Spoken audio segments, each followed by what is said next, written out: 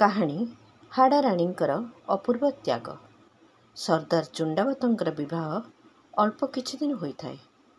ତାଙ୍କର ପତ୍ନୀ ରୂପବତୀ ଏବଂ ଗୁଣବତୀ ମଧ୍ୟ ଥିଲେ। ସେ ସମୟରେ ରାଜପୁତମାନଙ୍କୁ ନିଜର ରାଜ୍ୟର ସୁରକ୍ଷା ପାଇଁ ସବୁ ସମୟରେ ସଚେତ ରହିବାକୁ ପଡ଼ୁଥିଲା। ଏମିତି ଏକ ପରିସ୍ଥିତି ଆସିଲା ଯେ ଚୁଣ୍ଡାବତଙ୍କୁ ମୋର୍ଚ୍ଚା ସମ୍ଭାଳିବାକୁ ପଡ଼ିଲା।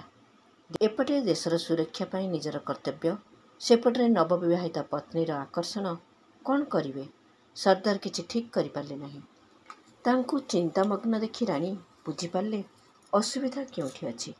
ସେ ଜାଣିପାରିଲେ ସର୍ଦ୍ଦାର କେବଳ ତାଙ୍କ ଯୋଗୁଁ ହିଁ ଦ୍ୱିଧାରେ ପଡ଼ିଛନ୍ତି। ତେଣୁ ସେ ଭାବିଲେ ନିଜର ଶରୀରକୁ ତ୍ୟାଗ କରି ପତିଙ୍କୁ ଦ୍ୱିଧାରୁ ମୁକ୍ତ କରିବେ ବୋଲି। ସେପରି ହେଲେ ସର୍ଦ୍ଦାର ଏକାଗ୍ର ଚିତ୍ତରେ ନିଜର କର୍ତ୍ତବ୍ୟ ପାଳନ କରିପାରିବେ। ରାଣୀ କାଳ ବିଳମ୍ବ ନ କରି ଏକ ଖଡ଼୍ଗ ସାହାଯ୍ୟରେ ନିଜର ମୁଣ୍ଡକୁ ଶରୀରଠାରୁ ଅଲଗା କରିଦେଲେ। ଏସବୁ ଦେଖି ସର୍ଦ୍ଦାର ହତପ୍ରଭ ହୋଇଗଲେ। ରାଣୀଙ୍କର ଅପୂର୍ବ ସାହସ ଓ ବଳିଦାନ ତାଙ୍କର ଆଖି ଖୋଲିଦେଲା। ଚୁଣ୍ଡାବତଙ୍କର ଦ୍ୱିଧା ସମାପ୍ତ ହୋଇଗଲା।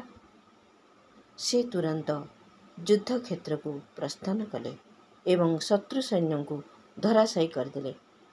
ଏହା ହାଡ଼ାରାଣୀଙ୍କର ଅପୂର୍ବ ବଳିଦାନର ପରିଣାମ ଥିଲା।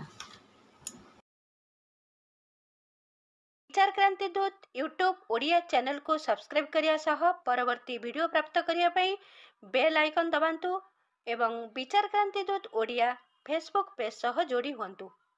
ଧନ୍ୟବାଦ।